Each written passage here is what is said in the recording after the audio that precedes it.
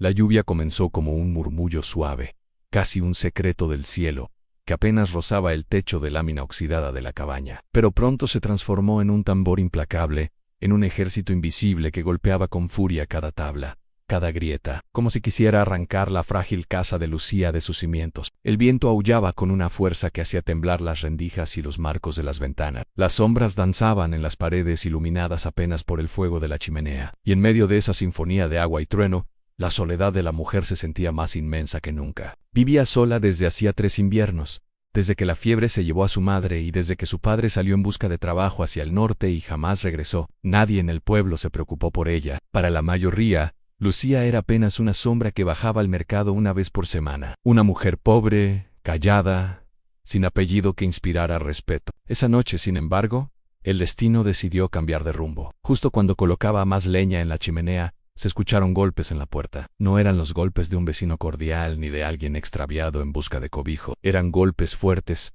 urgentes, que retumbaban en la madera como un eco de advertencia. Lucía se quedó inmóvil, con el corazón golpeando su pecho como si quisiera escapar. Nadie llamaba a su puerta jamás. Por un momento pensó que era la tormenta jugando con ella, pero los golpes se repitieron, más intensos. ¿Quién anda ahí?, preguntó con voz baja, intentando sonar firme aunque le temblara hasta el alma. Por favor, contestó una voz grave desde el otro lado, apenas audible entre el rugido del viento. Mi hijo, necesitamos refugio. Solo por esta noche. Todo su cuerpo gritaba que no debía abrir. Sabía las historias a mujeres engañadas, asaltadas, algunas desaparecidas para nunca más ser vistas. Y sin embargo, el tono de aquella voz tenía algo distinto. No era arrogante ni suplicante, era firme, directa, con un matiz de cansancio que la atravesó como un cuchillo. Con un movimiento tembloroso, apartó el cerrojo y entreabrió la puerta. La luz del fuego iluminó el rostro de un hombre alto, empapado bajo un abrigo largo. A su lado, un niño tiritaba bajo un sombrero demasiado grande para su pequeña cabeza. El hombre no dijo nada más. Cargó al niño en brazos y lo sostuvo como si fuese lo único que le quedaba en la vida. Los ojos del pequeño, grandes y oscuros, miraron a Lucía con un brillo que no era solo miedo, sino súplica. Ella lo sintió como un golpe en el pecho.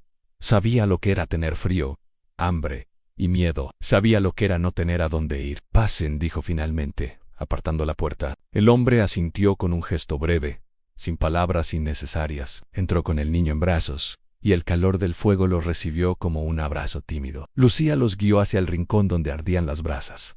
El niño no tendría más de 8 años. Temblaba, con los labios morados. Ella le quitó los zapatos mojados, le envolvió los pies en una manta, y fue a buscar la sopa que le quedaba en la olla. Apenas 2 platos, pero lo suficiente para dar un respiro. No es mucho, murmuró, pero está caliente. El niño sonrió con gratitud antes de tomar la cuchara. El hombre apenas probó el suyo, como si el hambre no pudiera vencer la preocupación. Sus ojos permanecían fijos en las llamas, oscuros, profundos, cargados de algo más que cansancio. Parecía alguien que había perdido más de lo que podía contar. ¿Cómo se llaman?, preguntó Lucía, intentando romper el silencio.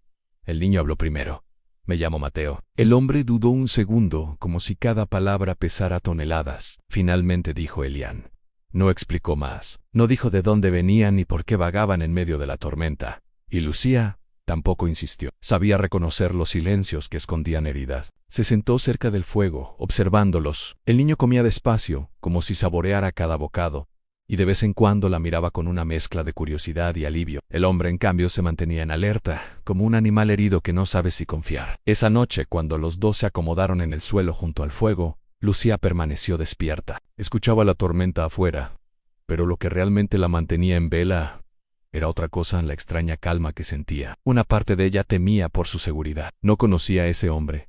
No sabía qué secretos cargaba, pero había algo en su presencia, en la forma en que sostenía al niño, en la manera en que evitaba invadir su espacio, que le decía que no estaba frente a un peligro. Por primera vez en mucho tiempo su casa no estaba vacía. Al amanecer, el cielo apareció despejado, como si la tormenta nunca hubiera existido. La luz dorada entraba por las rendijas, dibujando líneas en el suelo de madera. Mateo aún dormía, abrazado a la manta, mientras Elian ya estaba despierto, sentado contra la pared, con la mirada fija en la ventana. No parecía haber dormido mucho. ¿Duermes algo?, preguntó Lucía con cautela. Lo suficiente, respondió él con voz ronca. Ella asintió y se acercó al fogón. Preparó un poco de café aguado y calentó pan duro del día anterior. No era una mujer de muchas palabras, pero aquel silencio entre ellos era distinto. No era el silencio de la indiferencia, sino de la vigilancia. Él parecía un hombre acostumbrado a observar, a medir cada movimiento, como si calculara rutas de escape en cada respiro. En un instante, la vida de Lucía había cambiado. Sin planearlo, había abierto su puerta no solo a dos forasteros,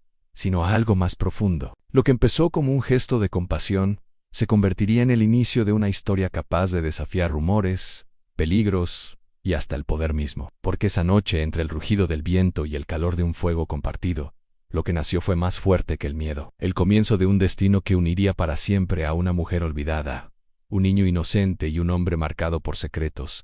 A la mañana siguiente de la tormenta, el mundo parecía recién lavado. El sol caía oblicuo sobre las tablas de la cabaña y el aire olía a tierra mojada y a leña. Lucía, que siempre despertaba antes del gallo, encendió el fogón con manos ya sabias. El fuego respondió con un chasquido manso, como si también quisiera agradecer aquel techo humilde que lo contenía. Detrás, sobre el suelo, Mateo dormía todavía enroscado dentro de la manta, con las mejillas tibias y un mechón de pelo pegado a la frente.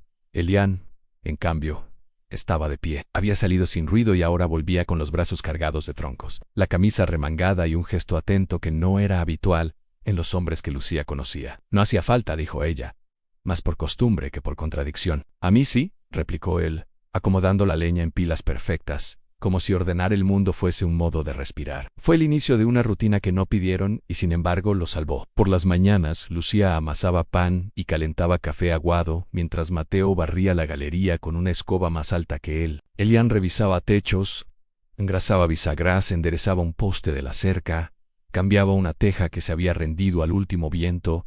No hablaba de más, lo justo y necesario, pero cada movimiento suyo parecía llevar escondido un propósito en aliviar, prevenir, sostener. Cuando un clavo rechinaba, él ya tenía el martillo. Cuando la charola del horno cojeaba, él ya había calzado la pata con una cuña bien cortada. Cuando el balde empezó a gotear, apareció con un aro de metal ajustado a presión. Gestos pequeños que no pedían recompensa ni nombre, pero que, uno sobre otro, empezaron a construir algo que Lucía no había sentido en años en descanso. Mateo, por su parte, trajo a la casa un tipo de música que no sale de ningún instrumento, la risa de un niño que vuelve a sentirse a salvo. Preguntaba por todo: por qué el gallo cantaba incluso cuando llovía, por qué la harina se pegaba en los dedos, por qué el pan crujía más en los bordes, y celebraba cada respuesta como un descubrimiento. A media mañana ya había levantado una ciudad de piedras detrás del cobertizo, con calles de polvo y una plaza donde colocó una ramita a modo de árbol. Lucía lo miraba de reojo mientras estiraba la masa. La presencia del chico abría ventanas dentro de ella que creía tapiadas. Después del mediodía, la cabaña quedaba en silencio. El sol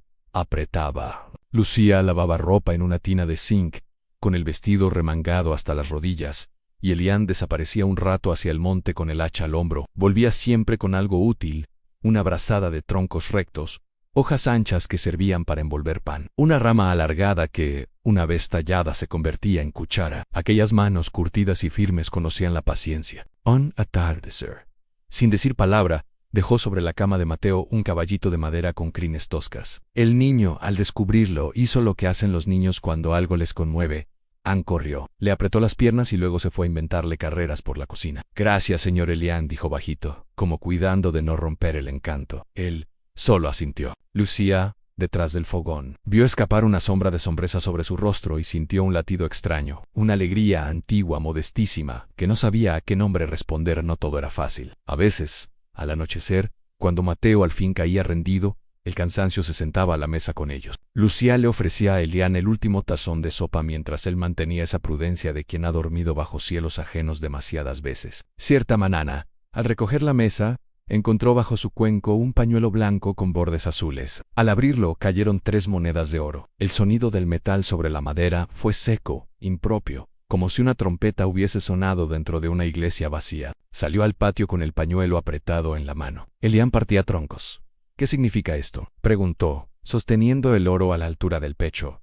Gratitud, respondió él, sin adornos. La gratitud aquí no se paga con monedas. Si quieres ayudar, parte leña, enseña al niño a tallar, arregla esa puerta que se cae, pero no dejes oro en mi mesa, como si esto fuese un trato. No is and... El silencio que siguió tuvo filo pero no lastimó. Elián tomó de vuelta el pañuelo, lo guardó despacio en el bolsillo y dijo, simplemente, entonces arreglaré la puerta. Esa tarde, la puerta volvió a encajar. Al día siguiente, la lámpara de aceite, muda desde hacía meses, Volvió a encender gracias a una pieza minúscula que él encontró por ahí. Lucía, que nunca pedía milagros, empezó a agradecer los remiendos. La semana avanzó y, con ella, el mundo de afuera. Lucía bajó al pueblo por sal, jabón y harina. Caminó con la cabeza alta, el delantal limpio, el cabello trenzado. Los de siempre la miraron como siempre en desoslayo, con una mezcla de desdén y curiosidad vieja. La mujer del boticario apenas inclinó la cabeza. El panadero fingió no verla. Solo don Amancio, ese anciano del ojo perdido en la guerra, preguntó por su madre sin recordar que llevaba 3 inviernos muerta. Lucía sonrió y cambió 2 huevos por un puñado de sal. En la plaza, un murmullo raro empezó a moverse de boca en boca. Alguien dijo que unos jinetes habían sido vistos en el cruce, hombres vestidos de negro, con sombreros bajos y esas espuelas que hacen hablar al polvo. Llegaban haciendo preguntas a un hombre con un niño. Pasaron por aquí, tomaron el sendero del arroyo. Lucía sintió que el estómago le caía de golpe. Apretó la bolsa de harina contra el pecho y apuró el paso. Cuando la colina dejó ver el techo de su casa, el corazón ya le galopaba.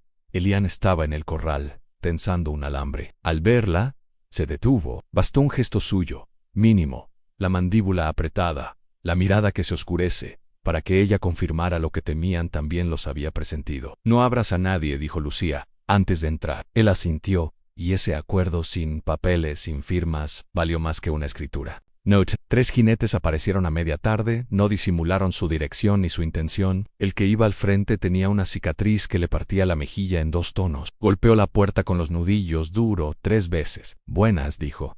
Y la palabra sonó como un hierro frío. Buscamos a un hombre que viaja con un niño. ¿Lo vieron tomar este camino? Lucía respiró hondo. Detrás de la puerta, con el picaporte aún en la mano, hizo un inventario veloz del cuarto en la manta doblada. El caballito de madera, el balde junto al fogón, el susurro de Mateo respirando en abrió lo justo. Aquí no hay nadie más que yo, dijo, clavándole los ojos como si los suyos fuesen una cerca. Señora, replicó él, ladeando un poco el sombrero, no venimos a robarle el pan. Queremos lo que es nuestro. Lo mío está adentro, y no se vende, contestó, con una firmeza que sorprendió hasta a su propia lengua. Los otros 2, detrás, movieron los caballos impacientes. El de la cicatriz miró por encima del hombro, midió el patio, el corral, los montes cercanos, ni un gesto de súplica, ni una palabra de más. Finalmente escupió al suelo, hizo chasquear la rienda y se dio vuelta. Si lo ve, dígale que se acabó el camino. Lanzó por encima, más para el viento que para ella. Lucía cerró despacio. Apoyó la frente en la madera. Los latidos le retumbaban en los oídos. Cuando giró, Elián estaba allí, de pie, con la sombra del corredor dibujándole los hombros. No dijo gracias, esas palabras a veces sobran, por su mirada. Por primera vez, se ablandó hasta parecer humana. Mateo, desde la cama, asomó medio rostro. ¿Se fueron? Se fueron, dijo Lucía. ¿Y si vuelven? Volverán a encontrarme. Aquella tarde el miedo se quedó rondando como perro ajeno, pero algo más se quedó con ellos en el orgullo de saberse capaces. Lucía barrió el piso, puso agua a calentar y partió el pan con manos que ya no temblaban. Elián salió un rato sin ruido y regresó con una rama recta, de madera clara. Se sentó en el escalón y empezó a tallar. El cuchillo iba y venía ordenando astillas, hasta que de la rama emergió una flauta simple. La sopló una vez un sonido tímido, y se la entregó a Mateo. El niño la llevó a los labios, y la cabaña se llenó de una melodía dispareja, alegre a su manera. Lucía sonrió sin darse cuenta en gestos pequeños. Humanidad que se arrima sin anunciarse. Pero el pueblo es un molino que tritura nombres. Al día siguiente, cuando Lucía bajó a cambiar un trozo de jabón por un puñado de maíz, percibió que las miradas tenían otra calidad. Miden, pesan, calculan. Que una mujer sola no cierra la puerta a 3 hombres mojados. Si no hay algo raro, murmuró alguien en la panadería. ¿Que el chico anda con un caballito nuevo? ¿De dónde? Cuchicheó otra, en la fuente. Y así que sí y que no, el rumor empezó a tomar forma de serpiente. Don Amancio, sentado junto al umbral de la taberna, la llamó con la mano. Niña Lucía, le decía niña aunque ella ya tuviese la espalda llena de inviernos. ¿Todo bien por el rancho? Todo en su lugar, respondió. Y él, que sabía leer en los silencios, no preguntó más. 2 días después, los jinetes volvieron, esta vez con menos paciencia. No golpearon, empujaron. Encontraron a Lucía en la cocina, de pie, con el cucharón en una mano y el corazón en la otra. Elián, al primer crujido de madera, ya había movido a Mateo detrás del armario. No queremos dañarla, dijo el de la cicatriz, entrando 2 pasos. pero el hombre que busca no es un santo. Y el niño es asunto ajeno. Aquí mis asuntos se deciden en mi mesa, replicó Lucía, sosteniéndole la mirada. ¿Está dispuesta a mentir por un desconocido? Estoy dispuesta a decir verdad. En mi casa no se entrega a nadie que llegue con hambre y frío. Hubo un segundo en que el aire se volvió hilo. El hombre la observó como quien examina una cerradura. Detrás, uno de sus compañeros hizo amago de avanzar. Ella no se movió. El de la cicatriz levantó la mano, breve, y el otro se detuvo. La escena entera cabía en un suspiro en una mujer pobre. Un cucharón, una olla, 3 hombres con botas y polvo. Y sin embargo, el peso del mundo estaba ahí. Tendrá noticias, dijo él. Al fin, no se meta. Ustedes ya se metieron, contestó ella, con voz baja. Why los ia. Esa tarde, el viento cambió. Los vecinos dejaron en la cerca un trozo de papel con letras torpes a no te metas con gente peligrosa. Alguien colgó un saco con unos tomates magullados y una nota para el niño. Nadie firmó. Lazos invisibles trenzados con miedo y pudor. En la esquina del arroyo, la maestra del pueblo, que rara vez hablaba con Lucía, la detuvo para preguntarle si necesitaba algo. Harina, tal vez una manta cuando bajen las heladas. Puede que nada, gracias. No era todavía pollo. Era, al menos, la grieta por donde entra la humanidad. ¿En casa? La rutina insistía. Elian seguía reparando lo que el tiempo torcía. Mateo seguía llenándolo todo de preguntas y carreras. Lucía, que nunca había tenido que enseñar a nadie a quedarse, aprendía ahora el arte de sostener un hogar con silencios buenos. Por las noches, cuando el chico se dormía, leía en voz alta un versículo no por piedad sino por costumbre. A veces encontró a Elian escuchando desde la penumbra con esa atención de quien hace inventario no solo de las palabras sino de lo que curan. Una mañana, al abrir la puerta, encontró sobre el escalón un ramo de flores silvestres. Nadie en el pueblo se las hubiese dejado a ella. Miró alrededor. En el patio estaba vacío. Adentro, sobre la mesa, la flauta de Mateo en piezas pequeñas de un lenguaje sin gramática en reparar. Tallar, escuchar, quedarse en eso hacía Elian. Y eso, sin que ninguno lo nombrara, lo volvía un hombre. Las sospechas no cesaron. Se oyeron cascos un par de noches, lejos, como si rondaran para medir la paciencia. Lucía preparó una bolsa con lo básico, pan, un frasco de grasa, una manta menos, y la dejó lista detrás del armario, por si había que irse en mitad de la noche. Pero los días siguieron pasando, con su mezcla extraña de amenaza y ternura. Al séptimo amanecer, el número que usan los cuentos cuando las cosas cambian, Lucía se sorprendió a sí misma esperando la silueta de Elian en la colina, como quien espera la nube que trae agua. Cuando lo vio, alto, con el hacha al hombro, sintió la certeza simple de una verdad. No había abierto la puerta solo a un forastero, había abierto la puerta a una posibilidad, a la vida que sí merecía, aunque no lo supiera. Aquella noche, mientras Mateo dormía con el caballito entre los brazos y el crepitar del fuego hacía compañía, Lucía se sentó junto a la ventana. El mundo era el mismo y sin embargo, no. Afuera los jinetes podían volver. Adentro algo se había declarado.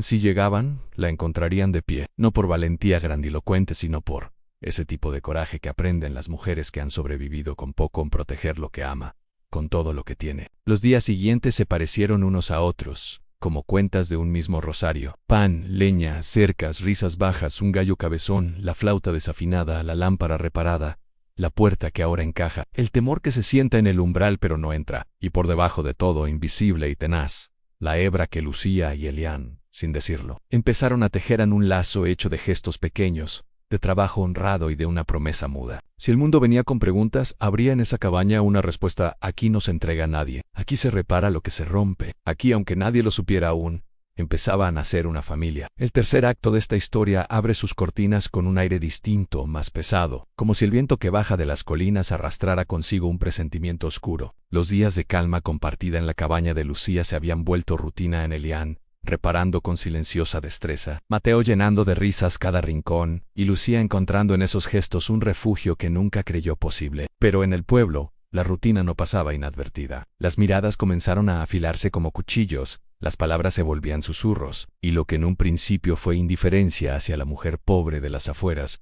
pronto se transformó en sospecha ardiente. ¿Con quién se hospeda?, murmuraban en la panadería. ¿De dónde saca el niño ese caballito de madera? ¿Quién partió tanta leña para su fogón, si ella siempre volvía cansada de hacerlo sola? En cada gesto pequeño que humanizaba a Elian en la cabaña, se volvía en el pueblo una señal de algo indebido. Y como sucede en las aldeas, donde las voces corren más rápidas que el río, Las sospechas pronto encontraron su causa en alguien afirmaba haber visto a Lucía acompañada. Otros juraban que los caballos extraños pasaban por su sendero al anochecer. Y entonces aparecieron ellos, los jinetes vestidos de negro, con espuelas brillantes y rostros curtidos por el polvo y el peligro.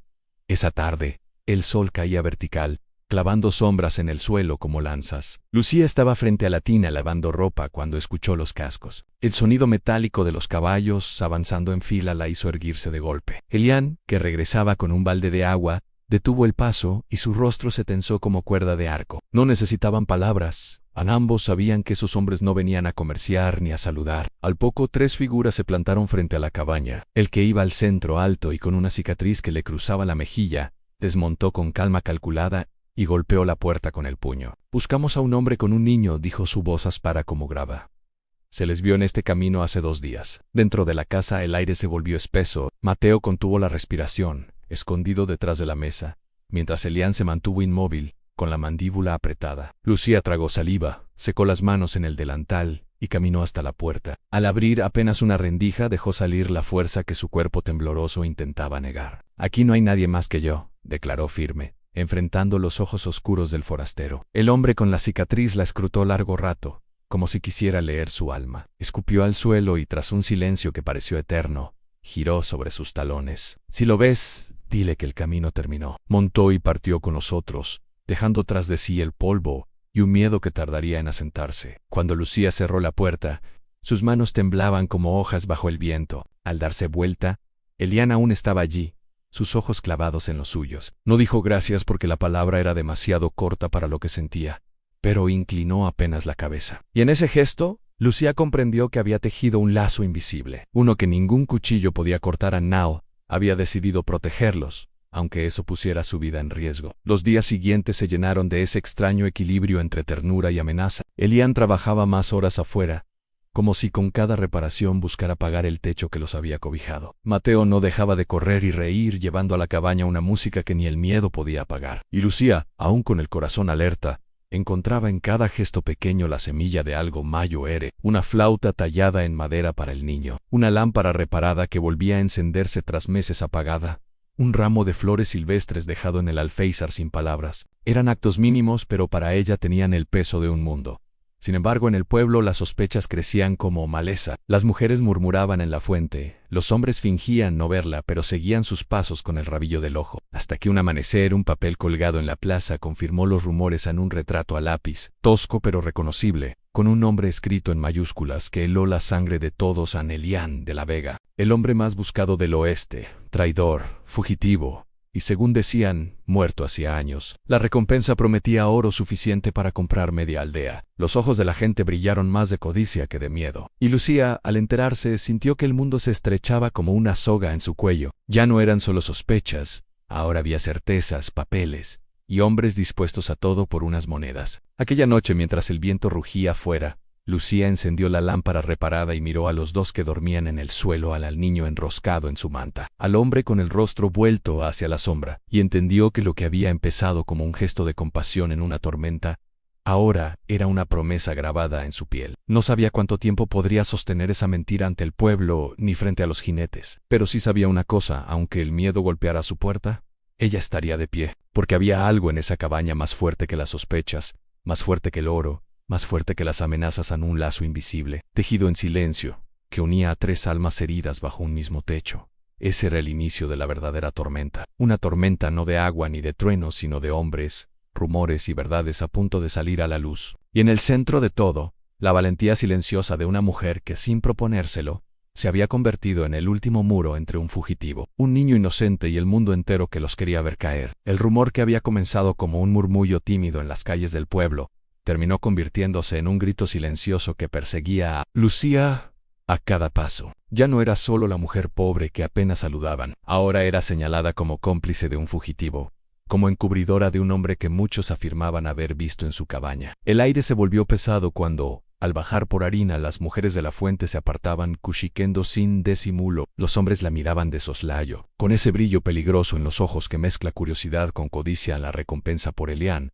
era suficiente para tentar incluso al más necesitado. Lo que antes era indiferencia, ahora era amenaza abierta. Una mañana, al salir a recoger agua del pozo, Encontró un saco colgado en su cerca. Dentro había un pedazo de papel manchado, escrito con letras torpes pero cargadas de veneno: si no entregas al bandido, quemaremos tu casa con todo y niño. El corazón se le desplomó en el pecho. No era una advertencia vacía en aquel pueblo, la ley era débil y la justicia un lujo que no alcanzaba a los pobres. Temblando, abrazó a Mateo, que no entendía por qué su madre lloraba mientras lo apretaba contra el pecho. Esa noche, sentada junto al fuego con la nota aún en la mano, supo que había llegado al límite. El miedo no era por ella, era por él, por el niño que ya había perdido demasiado. Así tomó la decisión más dolorosa de su vida, confiar a Mateo en manos de la única persona que podría protegerlo, la maestra del pueblo. Con el alba, preparó un bolso pequeño con una cobija, un trozo de pan y la figura de madera tallada por Elian, ese caballo torpe que se había convertido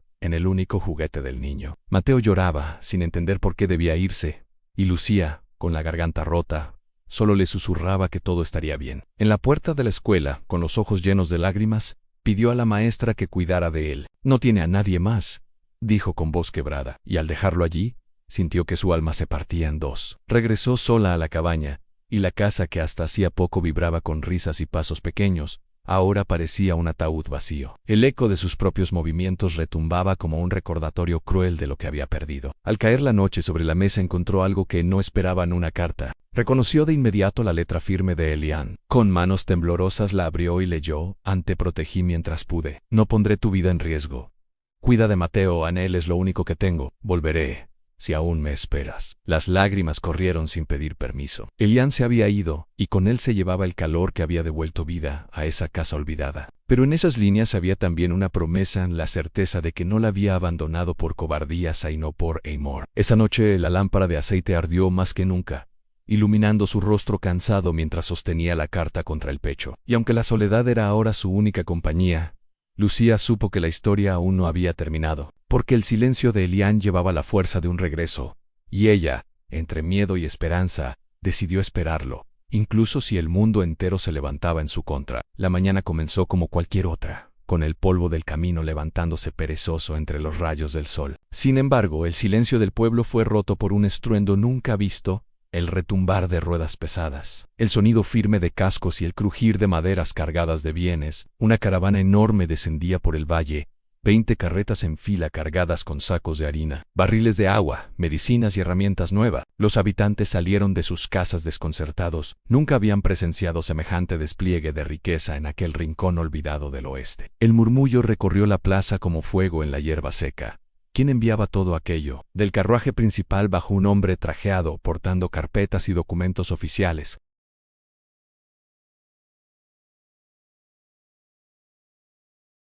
Nadie entendía nada, hasta que una figura descendió de un caballo oscuro. Ya no era el forastero desaliñado ni el fugitivo oculto en las sombras, era Elian de la Vega, transformado, con ropa limpia, porte imponente y los ojos profundos que nunca habían dejado de observar en silencio. Al avanzar entre la multitud, todos reconocieron en él al hombre que creían muerto, al rico desaparecido que el rumor había convertido en mito. Y allí, frente a todos, Elian habló. Declaró su nombre con orgullo, devolviéndose a sí mismo la dignidad robada por los traidores. Pero más aún señaló a Lucía, afirmando que lo único que quería reclamar no eran tierras ni títulos, sino Onhoger. En su voz había firmeza y ternura, y el pueblo, antes hostil, bajó la cabeza avergonzado. La culminación de aquel día fue sencilla pero trascendental. En la iglesia polvorienta, sin flores ni pompa, solo con el niño Mateo como testigo cercano, Elian y Lucía se unieron en matrimonio. No fue el oro ni el poder ni las carretas lo que selló aquella unión, sino el reconocimiento de que el verdadero corazón del pueblo había estado siempre en la mujer a la que todos despreciaron y que ahora era el pilar de una nueva vida. Desde ese momento, Lucía dejó de ser la sombra pobre y olvidada. Se convirtió en la alma visible de toda una comunidad. El tiempo pasó, y con él, las heridas del pasado comenzaron a cerrarse poco a poco. La cabaña de Lucía, aquella que en un inicio apenas se sostenía entre maderas viejas y silencios pesados, se transformó en un verdadero refugio de vida. Elian, ahora sin cadenas de secretos ni miedos, trabajaba cada día con sus propias manos, levantando nuevas paredes, ampliando la galería y sembrando la tierra que una vez creyó perdida. Mateo corría por los pasillos con la risa clara de quien ya no temía al abandono, y cada rincón de aquel hogar resonaba con el eco de la familia que habían decidido construir. Lucía, por su parte, se convirtió en la voz y en el corazón de la comunidad. Las mujeres acudían a ella en busca de consejo. Los hombres la escuchaban con respeto y los niños la seguían porque siempre encontraba tiempo para regalarles pan recién horneado o una palabra de aliento. Lo que antes fue desprecio se transformó en reconocimiento, porque todos comprendieron que no era el oro de Elian lo que había levantado aquel nuevo comienzo,